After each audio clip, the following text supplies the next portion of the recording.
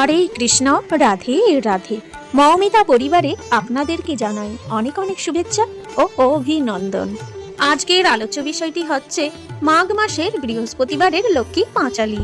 শ্রোতা বন্ধুরা, পরিবারের কল্যাণে অবশ্যই একটিবার শুনুন এই ব্রত পাঁচালী। তাহলে চলুন বন্ধুরা, শুরু করা যাক মাঘ মাসের লক্ষ্মী পাঁচালী।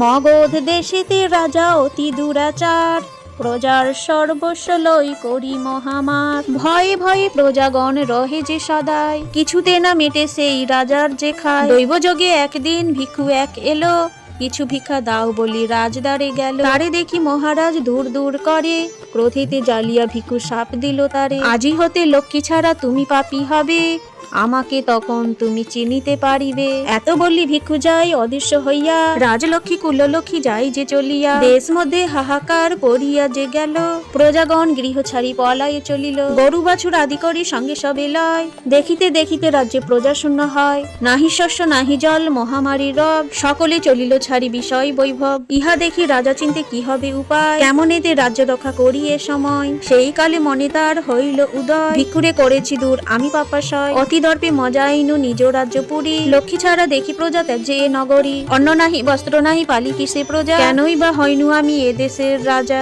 সে ভিক্ষু কেহ নয় প্রভু অন্তর্যামী, এরূপ হইল যাহা আমি কিবা জানি। এত চিন্তি মহারাজ কান্দিতে লাগিল, রাজ দুঃখ দেখি ভিক্ষু কাথাই আসিল। ভিক্ষু বলে অরে দর্পী মজ অহংকারে, বোধিতে এখনই পারি আমি যে তোমারে। ক্ষমা কর বলি রাজা পরে পদতলে, মৃদু হাসি ভিক্ষু তারে ধীরে ধীরে বলে। নিজে মজ প্রজামার অহংকার ভরে, সেই হেতু লক্ষ্মী ছাড়া হইলে সংসারে। লক্ষ্মী পূজা কর রাজা দূরে যাবে কষ্ট, তাহাতেই থাকিবে না কোন যে অরিষ্ট।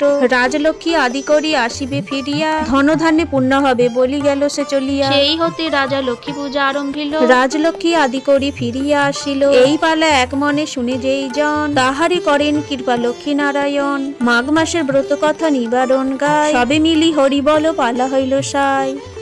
জয় লক্ষ্মী নারায়ণের জয়। আজকের এই ব্রত পাঁচালী এখানেই শেষ হলো। সকলেই ভালো থাকবেন, সুস্থ থাকবেন।